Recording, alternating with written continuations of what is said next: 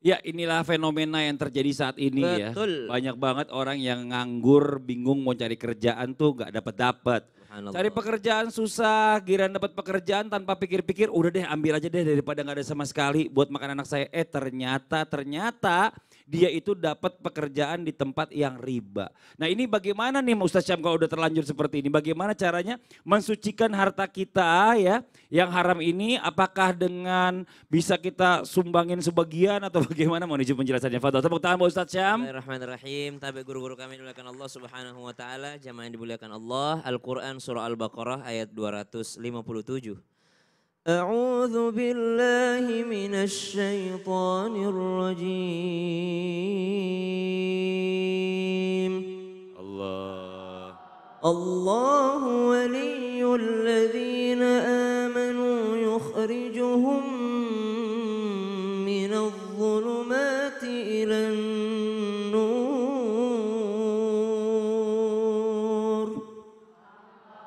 walladzina kafaru awliya'uhumut taghut yukhrijunahum minan nuri ilal dhulumat ulaika ashabun nar hum fiha khalidun.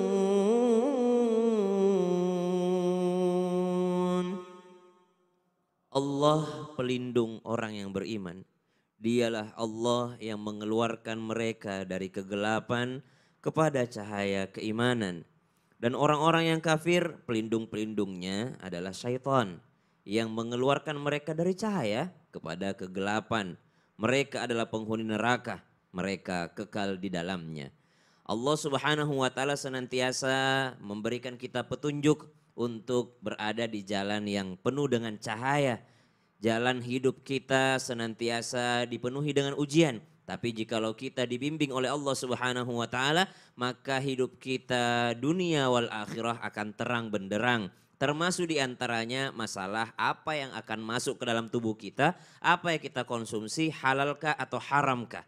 Maka ditanyakan tadi ada orang yang ternyata karena kepepet dia masuk ke sebuah pekerjaan yang ternyata di dalamnya mengandung riba. Atau jelas-jelas pekerjaan itu adalah pekerjaan yang riba. Maka semua ulama mengharamkan yang namanya riba.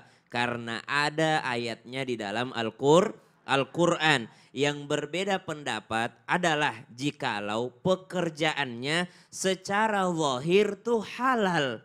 Misal security. Tapi dia security di kantor yang ternyata ada ribanya. Tapi pekerjaannya dia halal tuh. Kenapa? Karena dia seorang penjaga keamanan. Contoh misalnya teller bank. Teller bank bukan ngurusin riba, bukan ngurusin bunga, ngurusin ngitungin tabungannya orang. Orang nabung berapa, dia yang ngitungin. Oh ibu hari ini naruh ini segini, subhanallah. Maka disebutkan, kata Syekh Zainuddin Al-Malibari dalam kitab beliau Fathul Mu'in, maka dikatakan kalau secara zahirnya dia kelihatan halal, zahirnya yang kelihatan oleh kasat mata halal nih. Security, ngitungin orang, dia ini segala macam. Zahirnya kelihatan halal, maka dihukumi pekerjaannya halal. Meskipun mungkin dia tidak tahu di dalamnya ada haram. Kalau dia tidak tahu ada di dalamnya secara batin ternyata ada haramnya. Security tadi kan tugasnya halal tuh, jaga keamanan. Ternyata dia enggak tahu yang dijaga ini ternyata orang maksiat di dalam. Tapi dia enggak tahu, dia mah jaga keamanan, jaga motor, jaga mobil, jaga ini di luar supaya enggak kehilangan orang. Maka secara zahir dia halal, berarti penghasilannya juga halal. Tapi kalau dia tahu maka haram. Nah yang memusingkan adalah yang syubhat, yang abu-abu. Sehingga wajib sekali seseorang mengetahui jenis pekerjaannya. Karena itu akan mempengaruhi gajinya. Kalau mempengaruhi gajinya berarti mempengaruhi makanannya. Mempengaruhi makanannya maka masuk ke dalam tubuhnya dan itu akan menjadi darah dan daging. Jadi secara garis besarnya kalau secara zahir halal nih pekerjaan saya halal, maka gajinya juga halal. Tapi kalau dia tidak tahu sama sekali maka wajib dia mencari tahu. Makasih banyak Ustadz Syam. Sama-sama. Tepuk tangan buat Ustadz Syam. Jazakallah khairan kasiran ilmunya. Nah sekarang kita lanjut. Kita mau kasih kesempatan sama jamaah yang ada di studio buat tanya-tanya sama guru-guru kita. Tapi sebelumnya kita masuk dulu ke segmen Tanya Dong Ustadz. Kami semua tanya dong Ustadz. Oke kalau gitu kita kasih kesempatan yang mau bertanya silakan angkat tangannya Ibu. Mana? Oh dari sebelah sini dulu yang udah ada nih Ibu nih. Silakan Ibu perkenalkan dirinya. Bismillahirrahmanirrahim. Assalamualaikum warahmatullahi wabarakatuh. Waalaikumsalam warahmatullahi wabarakatuh. Perkenalkan nama saya Ibu Nafsiah Ali. Saya dari kelompok olahraga kesehatan Abinaya, Gria Cempaka Arum, Kelurahan Rancanumpang, Kecamatan Gedebage, Bandung. Tepuk tangan dong, ini member lama nih, apal banget soalnya namanya. Member lama, silakan Bu bertanya. Tanya dong Ustadz. Iya, silakan. Ustadz Maulana, Iya, apakah boleh? Apakah boleh? Apakah boleh? Kita membangun masjid dengan uang haram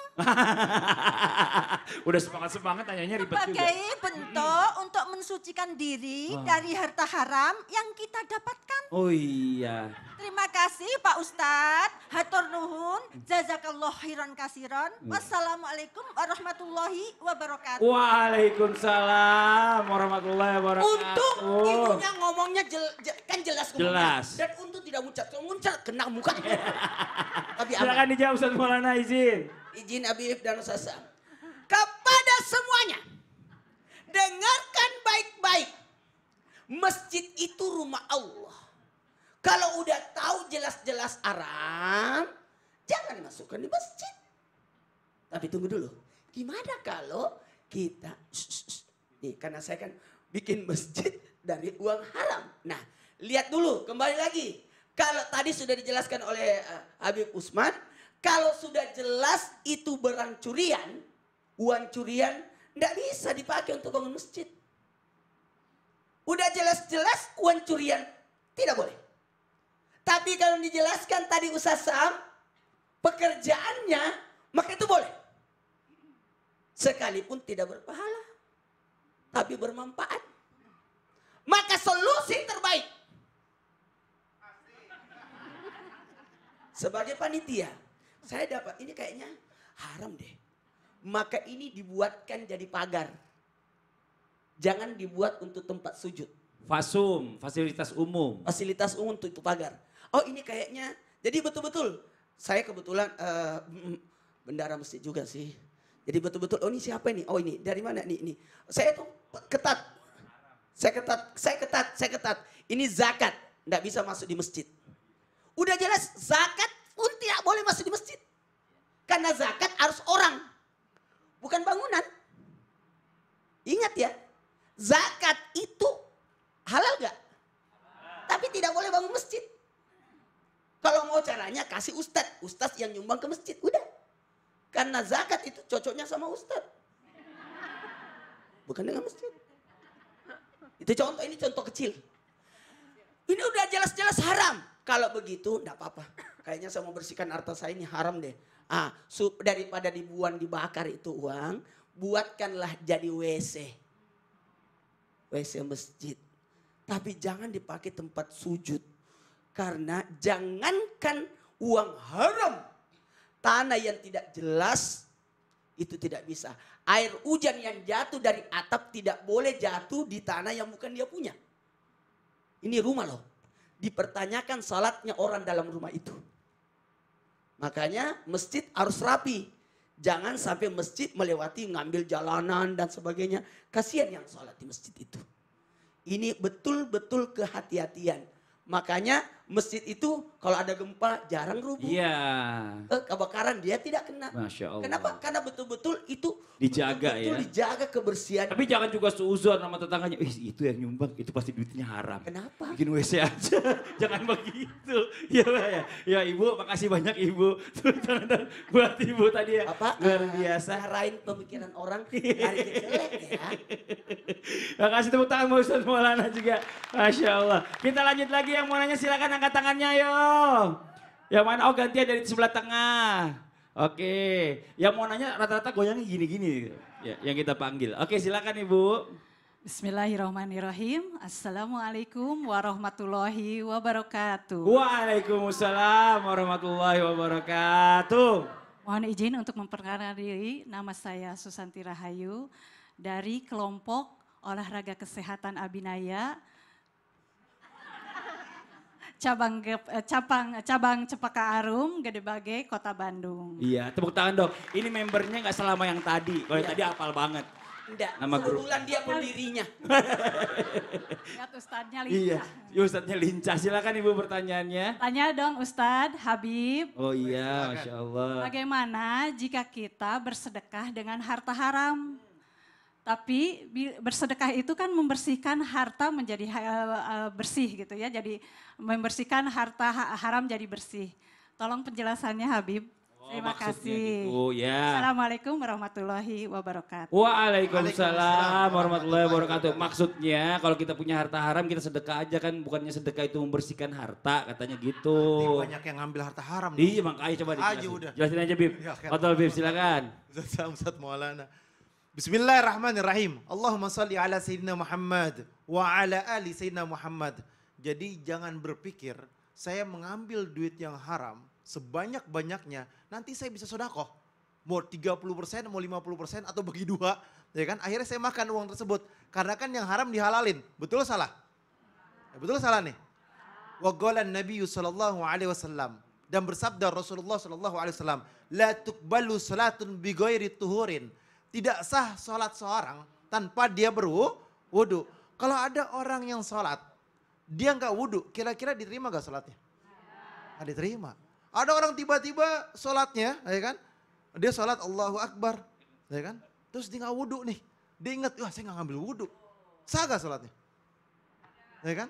Terus ada juga orang yang dia sengaja nggak usah ngambil wudhu deh, Allah maha tahu. Sah gak? La tuqbalu shalah bi ghairi tuhurin. Disandingkan oleh Nabi Muhammad SAW, wala sadaqatun min gululin. Dan tidak sah sedekah dengan uang yang haram. Jadi disandingkan antara apa? Antara salat dengan sedekah menggunakan yang haram. Salat tanpa wudhu, sedekah dengan menggunakan yang haram. Ini disandingkan oleh Nabi Muhammad. Karena apa? Karena orang yang berwudu, dia sholat, sah wudunya. Sah sholatnya. Wudunya bagus, maka sholatnya bagus. Kalau wudunya salah, maka sholatnya salah. Sodakohnya bagus, dengan uang yang halal, berkah. Sodakohnya bagus, dengan duit yang haram, tidak diterima sama Allah. Di sini kalimatnya, wala sodakatun min gululin. Tidak sah sodakoh dengan yang haram. Wa qala Nabi sallallahu alaihi wasallam aidan, dan bersabda juga Nabi Muhammad sallallahu alaihi wasallam, la yatasaddaqu ahadun bitamratin min kasbin thayyibin illa akhadhahu Allahu biyaminih. Maka dikatakan bahwasanya ketika seorang bersedekah, ada seorang yang bersedekah dengan kurmanya, kurmanya menggunakan uang yang halal, kerjaan yang halal, kerjaan yang baik, kerjaan yang berkah, maka Allah Subhanahu wa taala akan menerimanya dengan tangan kanannya. Jadi kalau dia bersedekah dengan yang halal, kerjaan yang halal, perbuatan yang halal, yang berkah, maka langsung diterima oleh Allah Subhanahu wa taala dengan tangan kanannya. Maka Allah akan besarkan daripada sedekah tersebut. Sedangkan kita paham bahwanya dalam hadisnya Rasulullah, di dalam Al-Qur'an diganti sama Allah 10 kali lipat, bahkan sampai 700 kali lipat. Dibesarkan oleh Allah Subhanahu wa taala sebagaimana Allah membesarkan unta dari kecil sampai besar, kuda dari kecil sampai besar, bahkan bisa lebih besar lagi sampai sebesar Uhud. Jadi maknanya apa? Orang yang bersedekah dengan apa? Dengan duit yang halal, pahalanya besar dari Allah Subhanahu wa taala, Bahkan dijelaskan au azamah, lebih besar lagi daripada Uhud dan sangat besar. Oleh karena itu, sedekahlah dengan yang halal, sedekahlah dengan rizki yang baik. Carilah rizki yang baik karena rizki yang baik mendatangkan keberkahan, mendatangkan kenikmatan. Kalau rezeki yang haram masuk ke dalam dirinya, masuk ke dalam tubuhnya, maka menarik kepada kemaksiatan. Dan orang yang bersedekah dengan duit yang haram, maka tidak akan diterima oleh Allah Subhanahu wa ta'ala. Jadi nggak ada istilahnya tadi ibu tanya itu ya, mau mensucikan diri dengan bersedekah nggak ada. Kalau memang dasarnya dari haram ya tetap haram sampai Kalau gitu ujung-ujungnya. saya ngerampok 1 Oh triliun. na'udzubillah min Ya zalik. kan? Jangan dong. Apa-apa 800 miliar keluarin. Ya jangan dong. Untungnya masih 200 dong. 100 mau. Jangan nggak mau. Makasih banyak tepuk tangan buat Habib Usman. Satu lagi yo jamaah yang mau nanya boleh silakan angkat tangannya. Wow, yang ini kodenya begini-begini nih kayaknya nih. Ibu boleh maju ke depan Ibu, punten. Nah dari rumah kelihatannya cuma kerudung belakangnya doang soalnya. Saya maju ke depan Ibu, punten. Iya, boleh sini Bu. Ngadep ke depan Bu, jangan ngadep sini lagi. Ngadepnya ke sana Bu. Ibu munduran boleh? Terus, kiri. Terus, kayak tukang parkir. Terus Bu, silakan Bu. Iya. Assalamualaikum warahmatullahi wabarakatuh. Waalaikumsalam warahmatullahi wabarakatuh. Perkenalkan, nama saya Susiana Suganda dari kelompok olahraga kesehatan Abinaya cabang Gria Cempaka Arum, Gede Bage, Kota Bandung. Tepuk tangan dong. Ini nomor keberapa? Hah? Ini gelombang kedua, ini biasanya member gelombang kedua. Silakan Ibu. Tanya dong Ustadz Syam. Oh, Ustadz Syam jangan GR deh. Ustadz Syam Udah mau dulu diri dah. aja. Gantian dong. Silakan Ustadz Syam. Iya. Siap Ibu. Pak Ustadz, bagaimana sih caranya kita untuk dapat mengetahui bahwa harta yang selama ini Bisa Sam di sini. ternyata salah. Bu, ada Ustadz Syam sebelah sana. Iya. Kalau lihat Maaf Pak monitor Ustadz. kebalik. Ya, maaf Pak Ustadz. Ya, Bu, Iya, ya. nggak apa-apa Bu, udah biasa. Bapak ngapain sih duduk Bu? Kalau dipanggil juga. Temenin Ustaz Sam. Oh temenin. Ya silakan Bu. Pak Ustadz, bagaimana Ya. sih caranya kita untuk mengetahui bahwa harta yang selama ini kita dapat itu haram atau halal? Oh. Nah itu, Itu aja. Karena selama ini kan kita banyak ya mendapatkan harta itu entah Kok masih panjang aku dari- duduk. Udah itu doang. Jadi saya ingin Penjelasannya. mohon penjelasannya dari Pak Iya. Ustadz. Demikian Pak Ustadz. Iya. Terima kasih. Wabillahi taufik wal hidayah. Wassalamualaikum warahmatullahi wabarakatuh. Dia bertanya Rahmatullahi begini, soalnya 4 cincinnya 2 di sini. Pelangnya juga 2. Terima kasih. Tepuk tangan buat Ibu Susi. Silakan duduk lagi Ibu. Silakan dijawab Ustadz Syam. Tapi mohon izin guru-guru kami dimuliakan Allah Subhanahu wa taala, Ibu Susi yang dimuliakan Allah. Al-Qur'an surah An-Nisa ayat 29. A'udzu billahi minasy syaithanir rajim. Allah. يا أيها الذين آمنوا لا تأكلوا أموالكم بينكم بالباطل لا تأكلوا أموالكم بينكم بالباطل إلا أن تكون تجارة عن تراض منكم ولا تقتلوا أنفسكم إن الله كان بكم رحيما. Wahai orang-orang yang beriman, janganlah kamu saling memakan harta sesamamu dengan jalan yang batil, yaitu tidak benar. Kecuali dalam perdagangan yang berlaku atas dasar suka sama suka di antara kamu.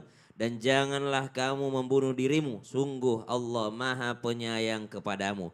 Bagaimana cara seseorang mengetahui harta yang dia miliki udah halal atau masih haram? Subhanallah. Ibu-ibu dari kelompok kesehatan.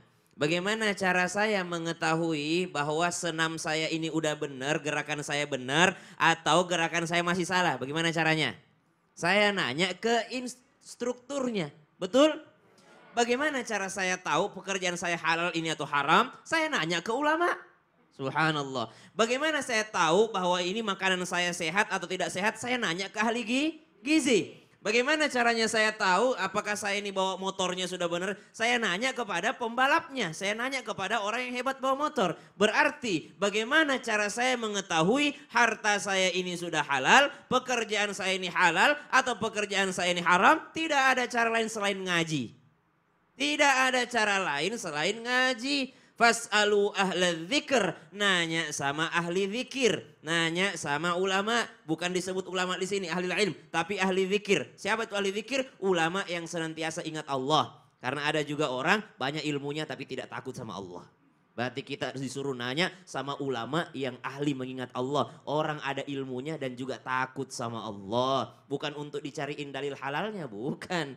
Ustaz saya ragu-ragu ini, masih ada halalnya itu, bukan. Nanya supaya kita tahu ini jelas pekerjaan saya halal kah atau pekerjaan saya adalah sesuatu yang haram. Maka itu yang pertama. Yang kedua, Imam Al-Ghazali mengingatkan wajibnya seseorang mengetahui tentang hartanya itu sama dengan wajibnya seseorang mengetahui wajibnya tentang sholat 5 waktu. Jadi jangan diremehkan. Ada orang tidak peduli dengan pekerjaannya meskipun dia rajin sholat 5 waktu. Sama wajibnya Bu. Ibu bagaimana cara sholat 5 waktu kita biar benar? Berarti kita mesti mempelajari tentang sholat 5 waktu. Tahu harus ada niatnya, harus ada baca Al-Fatihahnya, rukuknya seperti ini, harus ada tumak ninahnya, bacaannya seperti ini. Maka agar seseorang tahu pekerjaannya halal dan haram, wajib dia mempelajari itu juga. Mempelajari ternyata bekerja begini tuh nipu namanya. Oh ternyata begini namanya. Oh ternyata ini riba namanya. Betul. Kalau begini ternyata bercampur begini-begini. Wajib dia tahu tentang Betul. Tapi biasanya orang yang melakukan kesalahan itu di hati kecil itu ada perasaan biasa. Biasanya kalau Nggak dia mungkin ngaji enggak ya?